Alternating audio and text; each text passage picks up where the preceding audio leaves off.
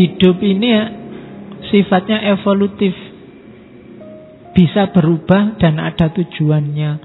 Maka ayo kita bikin cita-cita. Jangan biarkan dirimu mengalir begitu saja. Kalau mengalir begitu saja, tidak jelas tujuanmu kemana. Ya kalau alirannya pas enak, kamu terbawa ke wilayah yang enak. Kalau enggak,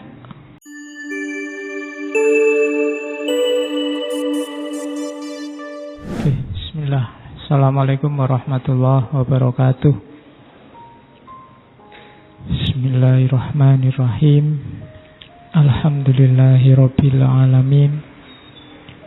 Wa bihi nasta'inu ala umurid dunya waddin.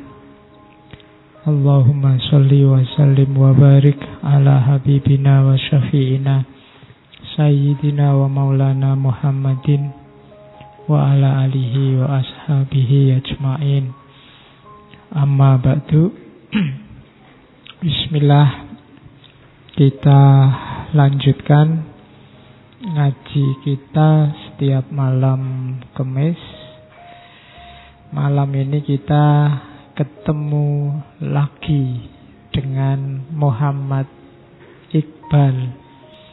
Oke, kita baca ya Iqbal. Kalau dulu Iqbal kita bahas di ranah eksistensialis. Jadi eksistensialis itu pandangan yang bilang bahwa eksistensi itu mendahului esensi, lebih penting daripada esensi. Kalau kamu bilang, Pak, Islam itu rahmatan lil alamin loh, hakikatnya itu tidak penting, kata eksistensialisme. Sebelum kamu bilang Islam itu rahmatan lil alamin, praktekkan dulu rahmatan lil alaminmu, baru orang akan menyebutmu rahmatan lil alamin. Sebelum kamu bilang Islam itu agama damai, praktekkan dulu kedamaian, baru orang akan bilang, oh Islam itu agama damai. Meskipun kamu teriak-teriak, ini Islam agama damai loh, kalau tiap hari kamu tawuran, orang tidak percaya agamamu itu agama damai. Kayak kamu bilang, Pak, saya itu aslinya rajin loh Pak, tapi tiap hari kamu bolos kuliah, ya tetap dosenmu tidak percaya. Walau buktinya kamu absen terus. Saya itu aslinya anak soleh loh Pak. Loh, nggak ada aslinya itu. Kalau ingin disebut anak soleh, ya hiduplah secara soleh. Jadi eksistensimu dulu tampakkan. Tidak ada esensi di awal. Esensi itu dibentuk oleh eksistensi. Kalau kamu tiap hari bohong, ya kamu sedang membangun esensi dirimu sebagai seorang pembohong. Kalau kamu tiap hari jujur, kamu membentuk dirimu sebagai seorang yang dapat dipercaya, yang jujur. Esensinya terbentuk dari perilaku eksistensialmu. Tidak awalnya saya orang jujur sehingga lahir perbuatan jujur, tidak begitu. Meskipun kamu dikenal orang jujur, tapi kok terus kamu bohong, besoknya bohong lagi, besoknya bohong lagi. Esensimu yang semula jadi orang jujur, sekarang ganti jadi orang penipu. Nah, jadi esensi ditentukan oleh eksistensinya. Tidak ada gunanya kamu tiap hari teriak-teriak Islam itu agama paling damai, agama paling rahmatan lil alamin, tapi tiap hari kerjaan kita gegeran, tawuran. Sama aja. Nanti berarti esensi kita yang bentuk. Makanya Nabi bilang kadang-kadang Islam itu mahjubun bil muslimin. Karena kita membangun esensi Islamnya secara tidak seperti yang ideal kita inginkan. Nah, itu penyakit kita hari ini. Oke, tidak usah dilanjutkan di situ, nanti contohnya mesti mengarah ke sana-sana. Kembali ke sini. Ya. Kita kan sudah capek mau WA sama Facebook yang gitu-gitu terus. Nah, sekarang kita nyari yang alternatif-alternatif. Ya, jadi itu namanya eksistensialis. Kemarin Nietzsche kan juga begitu, tidak ada esensi bawaan. Tunjukkan eksistensimu apa, ya disitulah nanti esensimu terbangun. Indonesia itu bangsa yang ramah. Dulu mungkin. Ya kan? Esensinya begitu. Tapi semakin lama kita semakin kayak begini, mungkin ya esensinya sekarang sudah geser. Indonesia itu bangsa yang gotong royong, tidak materialis, bangsa yang rukun. Ya dulu mungkin begitu. Dulu nenek moyang kita kompak bersatu melawan Belanda. Dulu. Ya mungkin karena ada musuhnya bersama jadinya bersatu. Atau kita cari musuh aja bareng-bareng ya biar kita bersatu. Kalau ini nggak ada musuh mesti gegeran dewe. Itu bisa kamu pelajari dari sejarah kerajaan-kerajaan itu kan, Singosari, Mojopahit. Itu ketika ada musuh negara itu rukun, kompak. Tapi begitu makmur mesti terus gegeran sendiri di dalam. Dinasti-dinasti Islam juga begitu. Atau enaknya berarti kita cari musuh aja sekarang bareng-bareng. Ya, kemarin nemu musuh siji namanya Ahok, tapi tidak kompak. Tidak jadi bersatu akhirnya. Oke, bismillah ya. Kita masuk sekarang ke pembentuk pikirannya Iqbal. Teori utamanya nanti yang berhubungan dengan insan kamil namanya Khudi. Biasanya diterjemahkan jadi teori ego.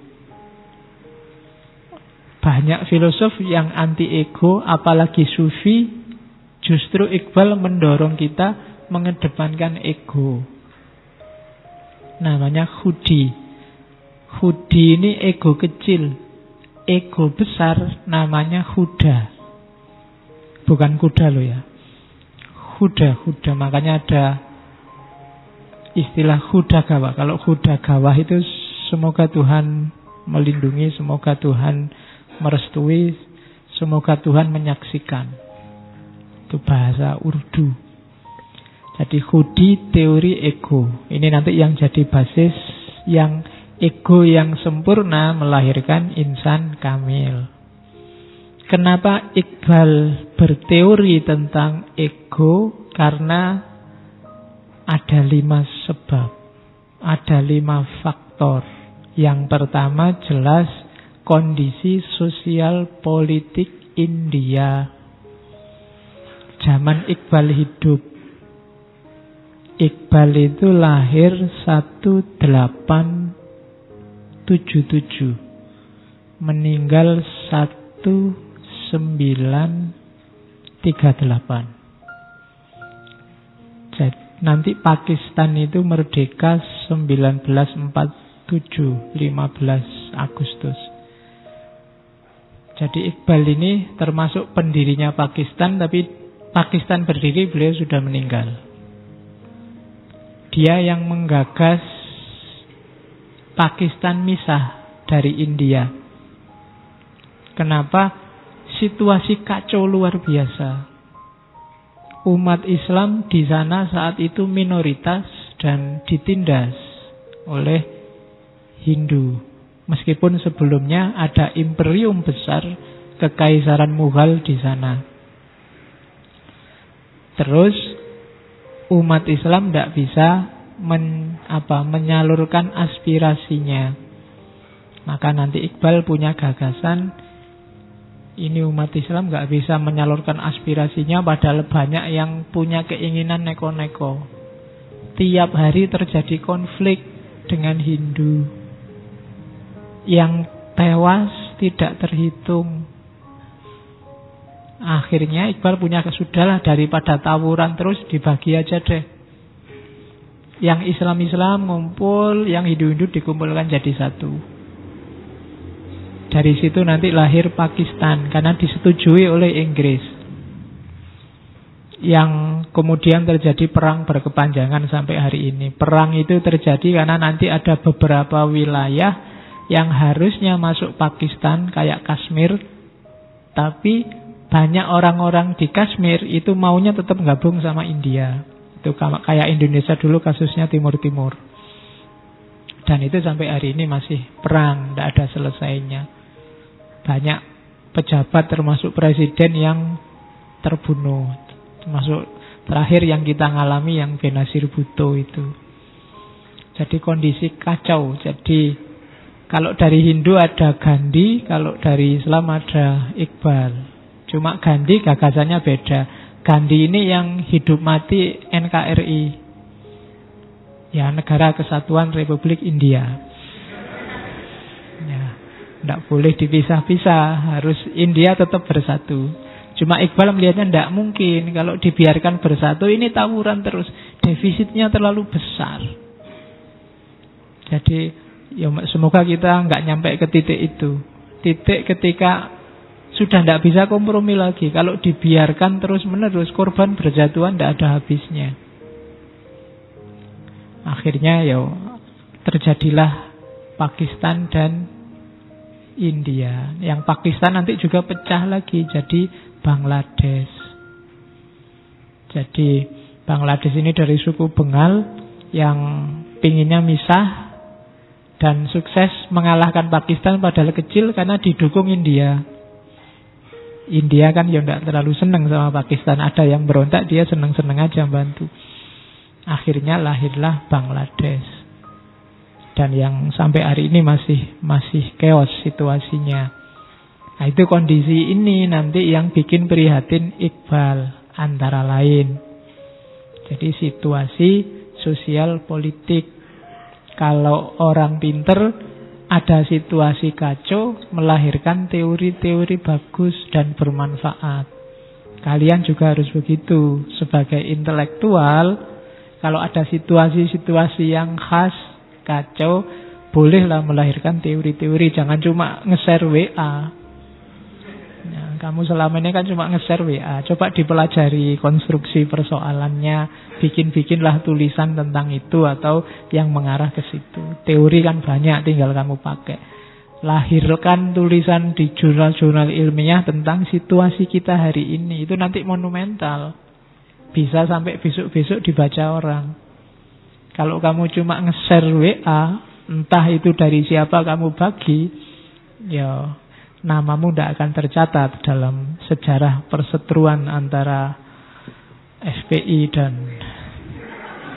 ya, jadi nulislah, tulis aja tidak apa-apa. Bisa kamu banyak tema kan bisa muncul dari kondisi hari ini. Mungkin tema psikologis tentang kematangan beragama bisa masuk.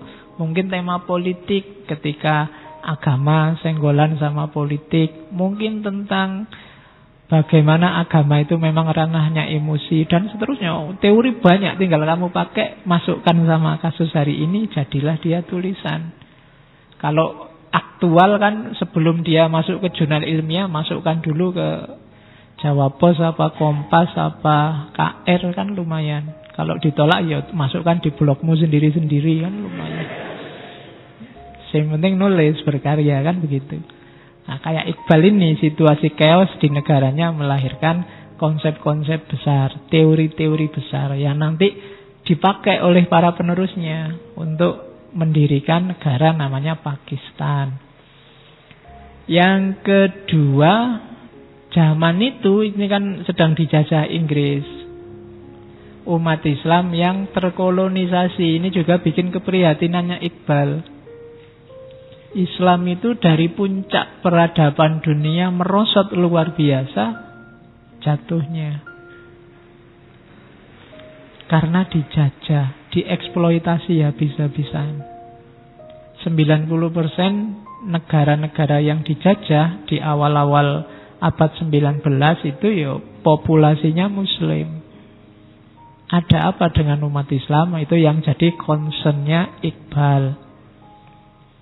Yang bikin Iqbal prihatin lagi dan menggagas banyak pikiran adalah banyak yang terbaratkan.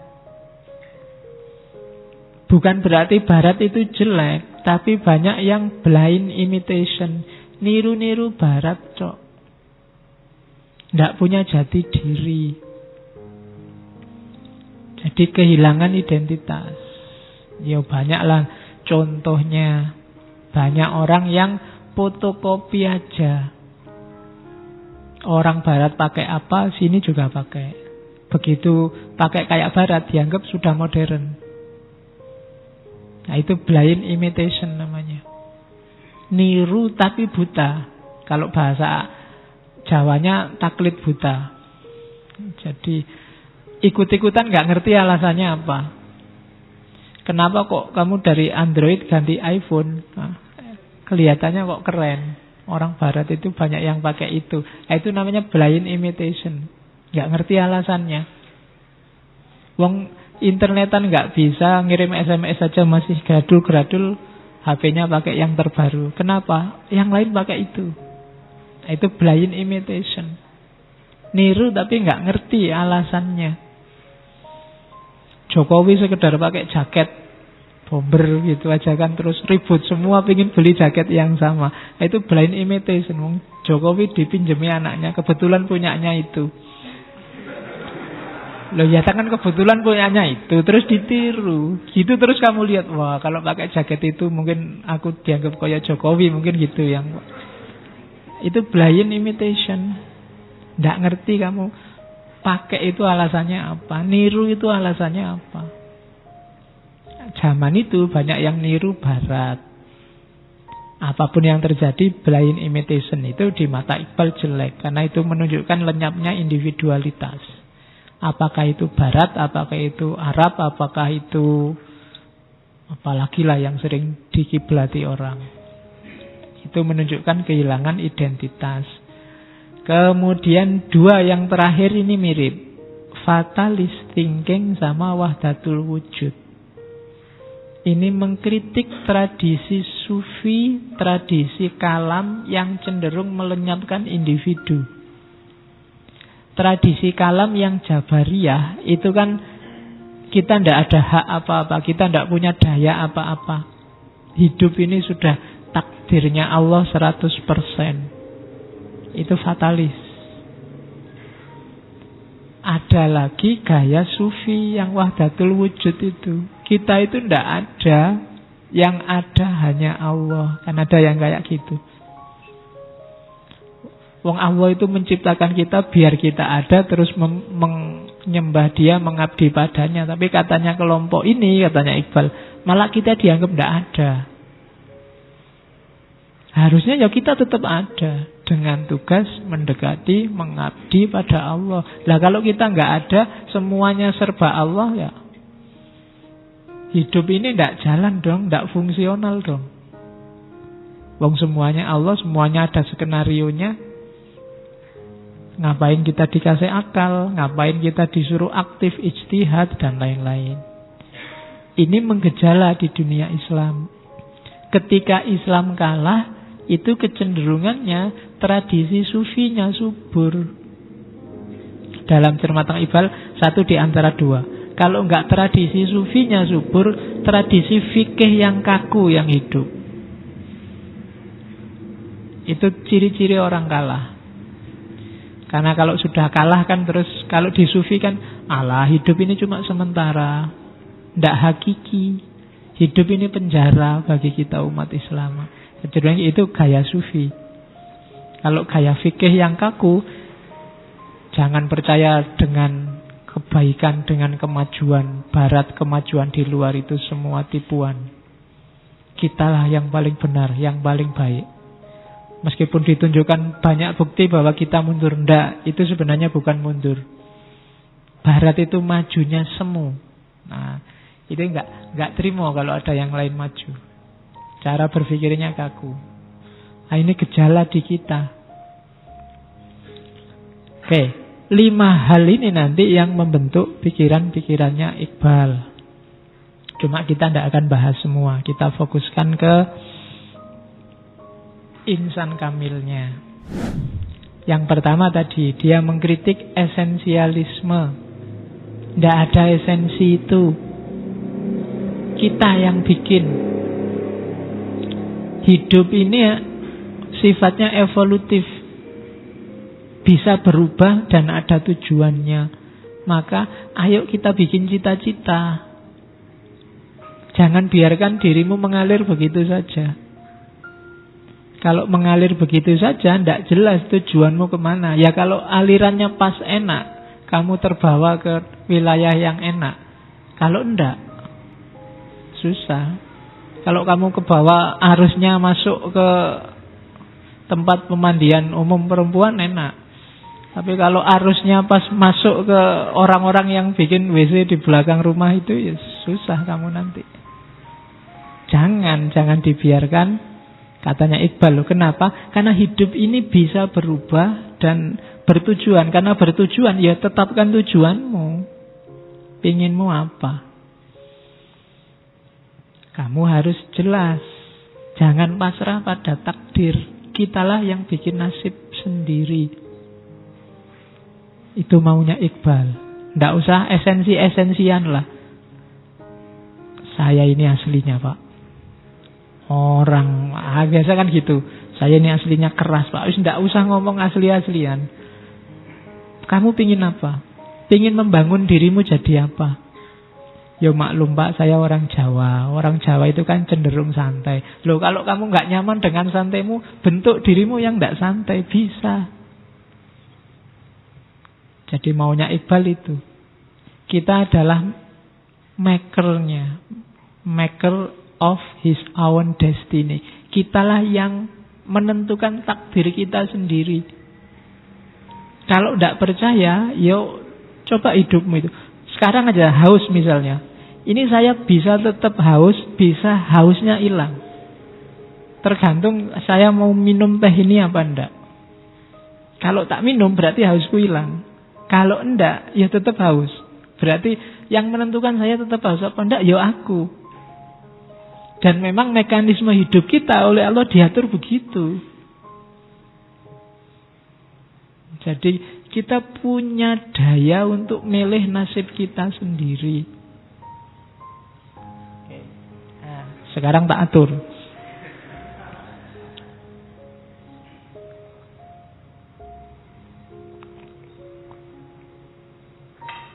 Ya. Yang kedua, yang ketiga langsung ya. Hidup ini absurd, katanya Iqbal. Absurd itu benar salahnya kadang tidak jelas. Makna baik, makna buruk juga kadang abu-abu. Maka kadang-kadang yang kemarin baik kata orang-orang sekarang jadi jelek. Yang bagi orang-orang enak, bagimu mungkin tidak enak. Ada yang ke Jakarta riang gembira, ada yang terpaksa ke Jakarta, ada yang nggak sengaja kok tiba-tiba ada di Jakarta. Ini maknanya macam-macam. Kamu melihatnya damai, ada yang melihatnya rusuh. Ini kan makna namanya. Itulah hidup. Maka bikin makna versimu. Jangan mau kamu disetir oleh maknanya orang lain.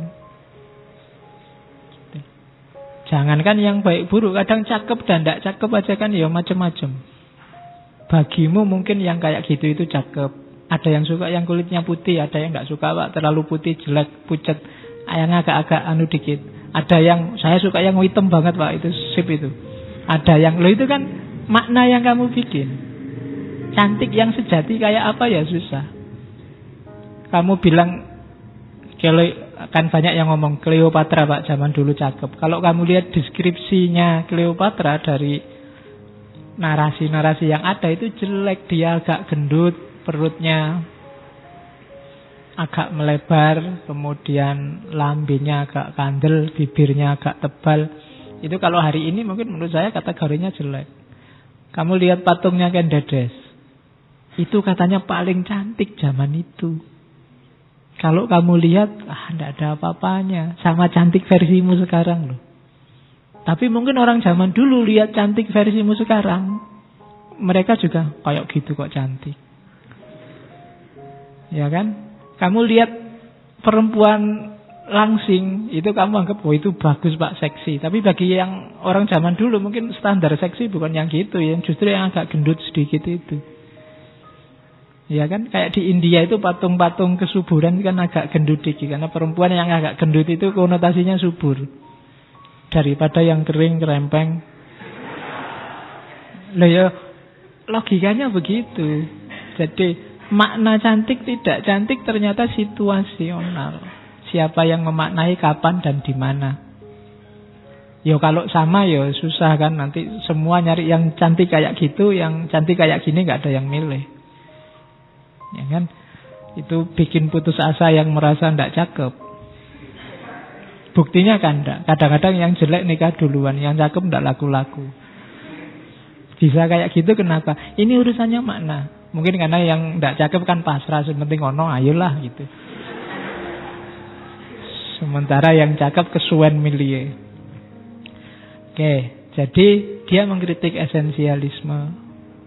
Mari kita sadari hidup ini, kita pilih hidup ini mau kemana dan untuk apa. Kita ciptakan makna versi kita sendiri. Nggak usah takut, jangan mau disetir-setir makna hidup kita oleh orang lain. Karena hidup yang alami kita sendiri. Orang lain boleh usul, boleh ngasih nasihat, tapi kita yang menentukan. Jadi dia anti esensialisme.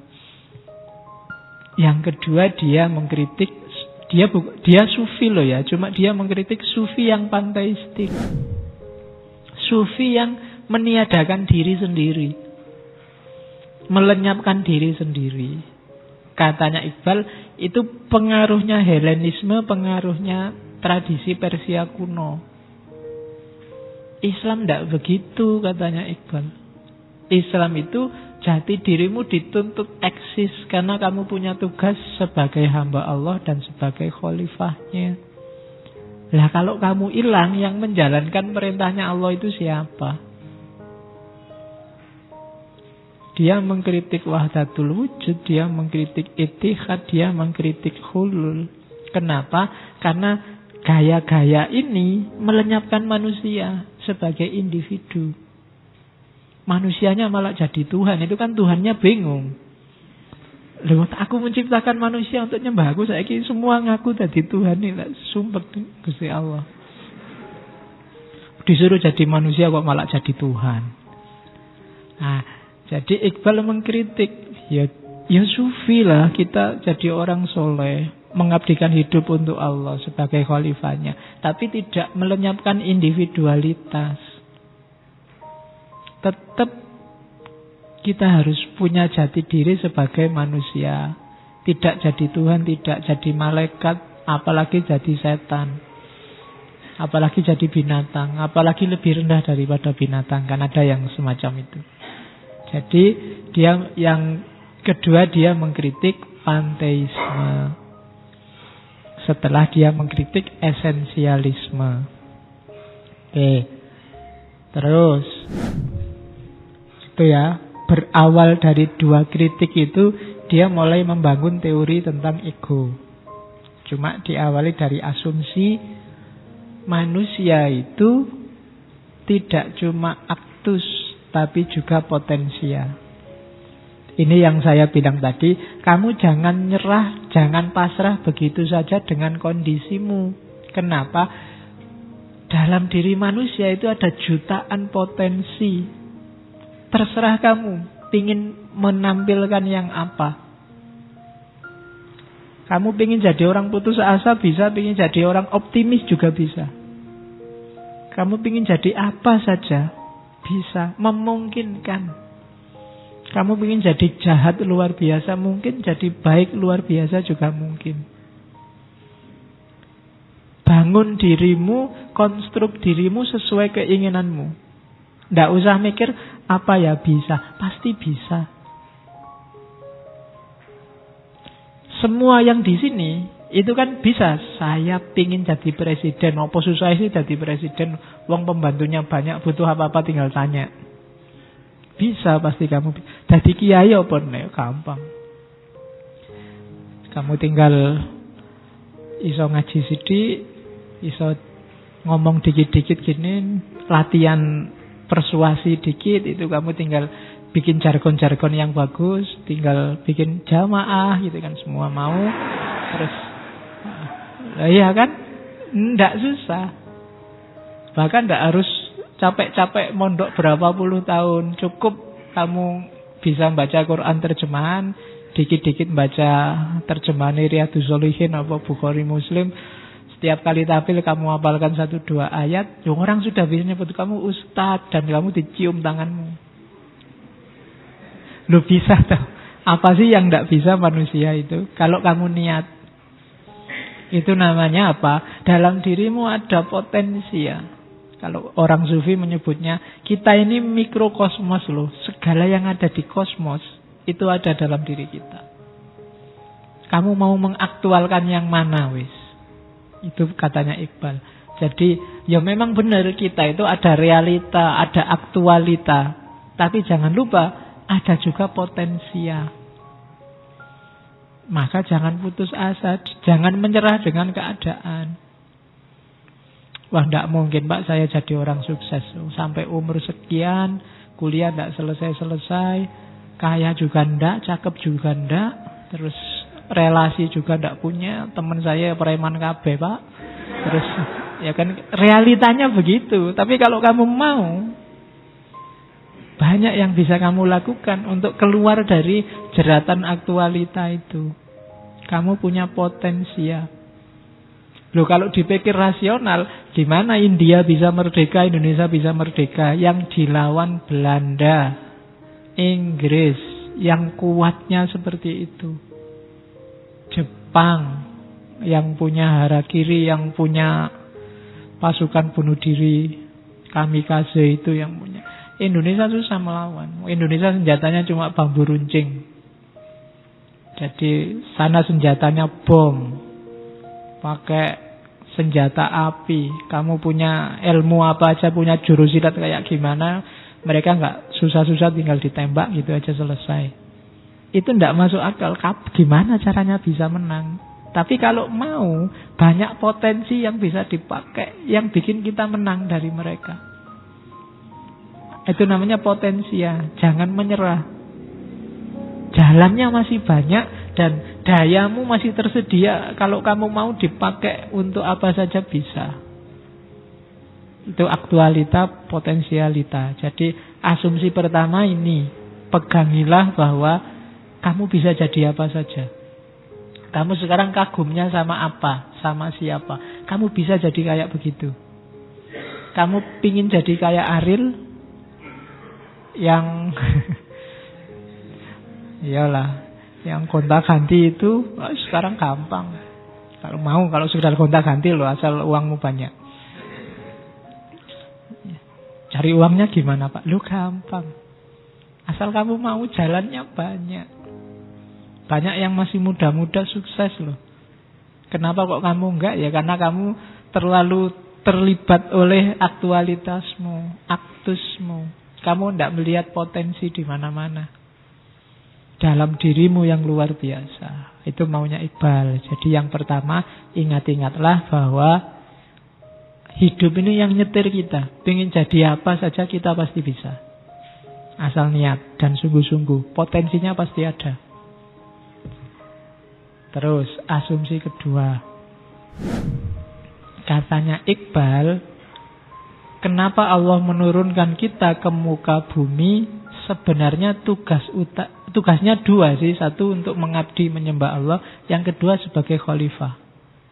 Urusan sama Allah lebih simpel, lebih gampang. Tugas berat kita sebenarnya sebagai khalifah. Jadi mewakili Allah untuk ngopeni alam semesta, ngopeni dunia. Itu khalifah. Kadang-kadang malah blunder. Kita yang jadi khalifah, malah kita yang ngerusak. Tugas kita itu. Kalau tugas vertikal, hubungan kita mengabdi pada Allah, itu relatif sederhana. Lebih mudah. Keliru pun urusannya tidak panjang-panjang. Karena Allah sayang kita, maha pemaaf.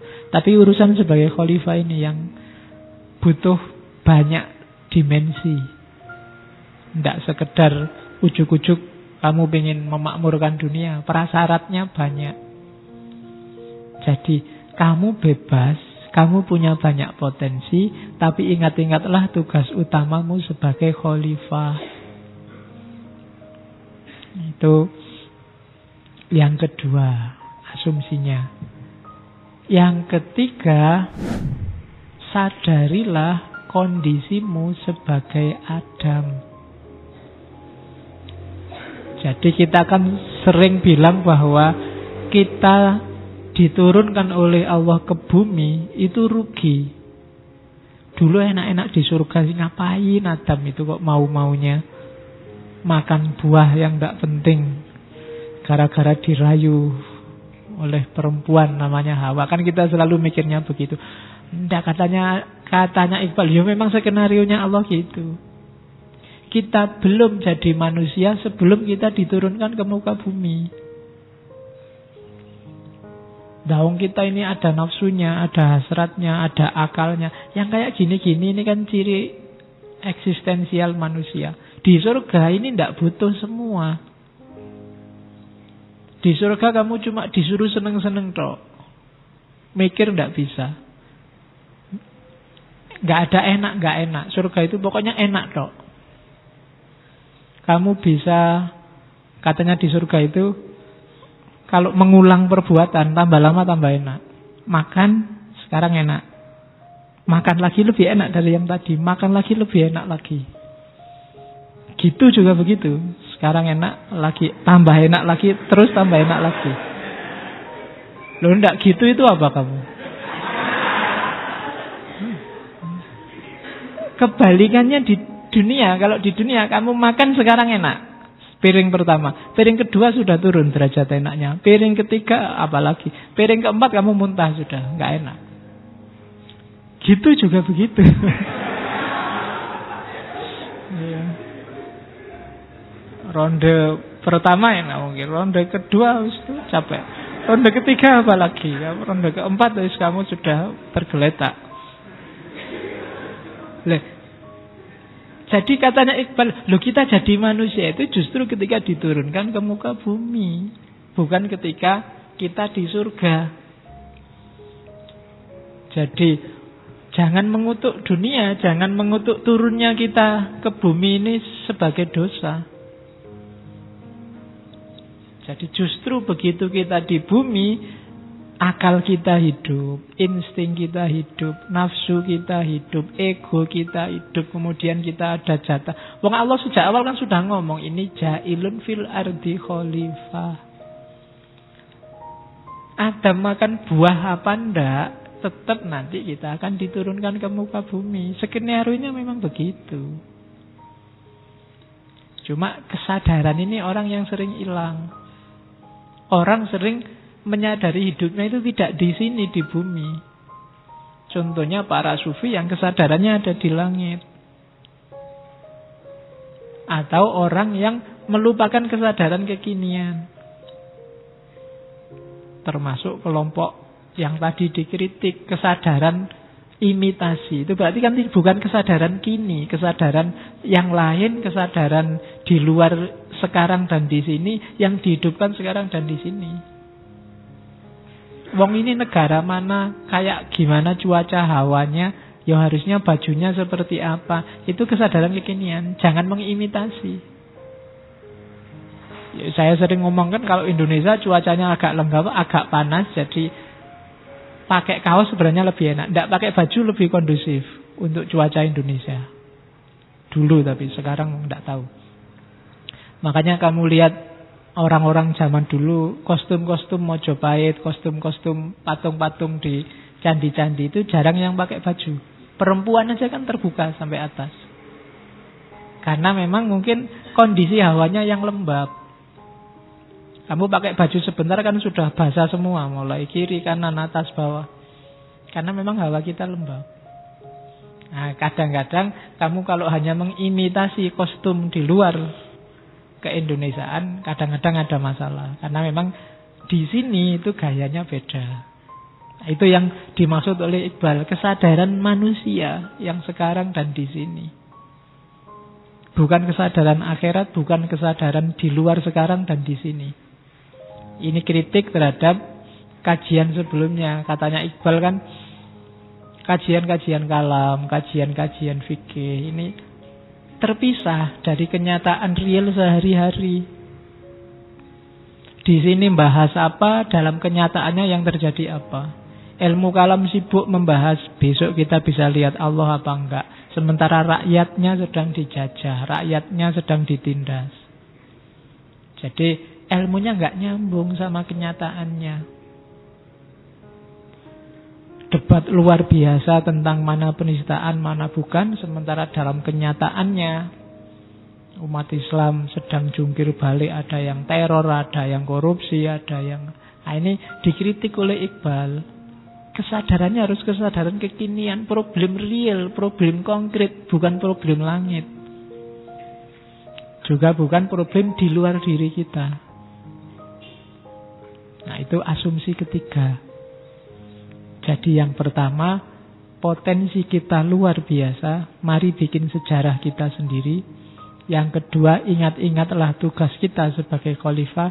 Dan yang ketiga, sadarilah eksistensi kita sekarang di sini dan target-target kita. Itu ketiga. Jadi Adam dan kesadaran manusia. Oleh karena itu, mari kita bangun khudi. Baru masuk ke filsafat diri. Khudi itu gampang-gampangannya aku. Aku yang tegak berdiri. Aku yang jelas. Aku yang kokoh, yang mandiri. Kalau aku itu kokoh, biasanya tidak mudah terpengaruh. Dia punya jati diri. Kemarin waktu di Weber, syaratnya orang bisa punya karisma, itu ya personalitasnya harus jelas. Kalau kamu tidak jelas, orang susah memposisikanmu sebagai apa.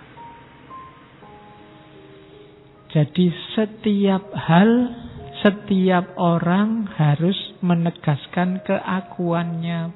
Bahasa Inggrisnya I amness. Siapa aku? Itu kamu harus bisa jawab. Bukan nama loh ya. Kalau nama sih semua bisa jawab. Tapi keakuan itu, kamu itu sosok yang kayak gimana sih, kamu harus jelas. Untuk bisa menjelaskan kamu itu sosok yang gimana, itu tidak serta-merta sekarang kamu itu apa. Tapi juga harapan-harapanmu ke depan, cita-citamu yang kamu izinkan masuk ke dalam dirimu. Kamu jadikan pilar eksistensimu itu apa saja. Nah, itu khudi namanya, ego. Aku. Dalam kata-kata aku ada konotasi ketegaan, kemegahan. Jadi orang yang punya karakter, bahasamu sekarang. Jadi orang yang punya karakter itu kan biasanya punya karisma tersendiri. Dibandingkan yang ke utara ikut, ke selatan ikut. Nyari enaknya sendiri. Tidak mau mikir, yang mau mengalir saja kayak saya ceritakan tadi di depan. Ya, saya Pak mengalir saja. Ada enak yang diambil, ada nggak enak ya dihindari. Pokoknya nah, itu berarti kamu nggak punya planning. Kamu nggak tegas, nggak punya karakter. Jadi ego itu adalah self. Bangun dirimu. Oke. Cirinya ego itu apa? Kalau bahasanya Iqbal, kesendirian yang esensial. Jadi kenapa kesendirian? Karena ego itu hakmu sepenuhnya. Orang lain gak bisa intervensi. Misalnya semua yang di ruangan ini menganggap ngaji ini bikin ngantuk. Tapi kalau kamu tidak ngantuk mau apa? Itu kan hakmu sepenuhnya. Semua yang di ruangan ini nganggap tema Iqbal itu penting. Tapi mungkin salah satu nganggap tema itu tidak penting. Dan tidak ada orang bisa mbok penting. Oh bagiku tidak penting. Mbok dianggap penting. Tidak bisa. Kamu sudah nganggapnya tidak penting. Tidak bisa ditipu. Itu berarti ego. Beda sama orang yang ikut ke kiri, ikut ke kanan tadi. Ya menurutku sih tidak penting. Tapi gimana lagi? Nah itu berarti kamu nggak jelas. Ego itu memang kesendirian esensial. Orang bisa lihat tapi dia tidak akan ngerti aslinya. Yaitu di situ misalnya nikmat, sakit, kecewa. Itu kan kita, hanya kita yang tahu. Dokter mungkin ngerti, di situ saya tulis itu. Dokter mungkin ngerti bahwa kamu sedang flu, kepalamu mesti pusing. Cuma pusingnya kayak apa, hanya kamu yang ngerti. Kamu baru saja diputus, mesti kamu stres ya. Ya, orang hanya lihat dari luar, tapi derajat kesetresannya kayak apa, itu hanya kamu yang tahu. Atau jangan-jangan kamu tidak stres, ya kamu sendiri yang tahu. Cuma kamu pura-pura stres saja biar nggak kelihatan. Jadi aku tidak stres, cuma kalau tidak stres kan nanti dianggap kemarin itu tidak serius. Pura-pura stres padahal kamu seneng mungkin, alhamdulillah diputus. Sejak kemarin mau tak putus tidak bisa-bisa. Kan ada yang kayak gitu. Loh, itu hanya kamu yang tahu. Itu cirinya ego. Ya orang kadang menyebutnya ya semacam pengalaman batin lah. Pengalaman individual. Yang kalian rasakan dengan ngaji ini, itu khas. Setiap kepala khas. Setiap orang khas. Memaknainya pasti sesuai versinya sendiri-sendiri. Tidak bisa ditanya. Kalau tak tanya, saya yang tanya. Mesti kamu basa-basi jawabnya. Wah bagus pak. Wah enak pak. Mesti gitu. Karena kamu takut pada saya. Temanmu tanya mungkin juga gitu. Kamu ikut alur pikirnya temanmu. Tapi yang kamu rasakan sendiri hanya kamu yang tahu. Itu cirinya ego. Nah orang yang tidak punya, yang dirasakan sendiri ini loh. Biasanya orang yang kehilangan jati dirinya. Kehilangan egonya. Kadang orang menyebutnya tidak punya pendirian. Tidak bisa membaca dirinya sendiri. Penting tidak ngaji tadi? Tidak tahu ya. Emangnya penting ya kayak gitu-gitu itu. Dia tidak bisa membaca dirinya sendiri. Padahal kan gampang. Kalau kamu merasa nyaman berarti penting. Kalau tidak ya berarti tidak penting.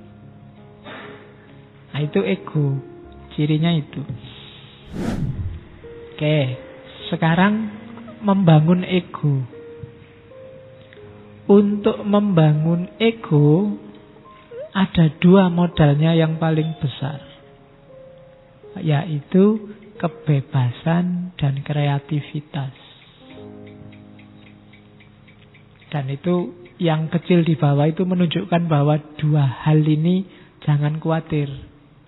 Dalam Islam dijamin. Tentang kebebasan yang dijamin dalam Islam bulan-bulan lalu ketika kita ngomong kebebasan jelas. Percayalah bahwa kamu itu bebas, titik. Tidak usah mikir neko-neko, tidak usah dijelimetkan secara metafisik, filosofis mendalam.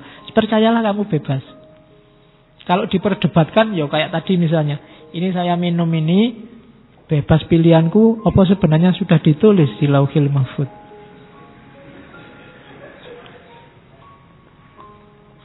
Ini kan diskusinya panjang. Tapi biarlah, gak usah dibahas itu. Yakinlah bahwa kamu bebas. Titik.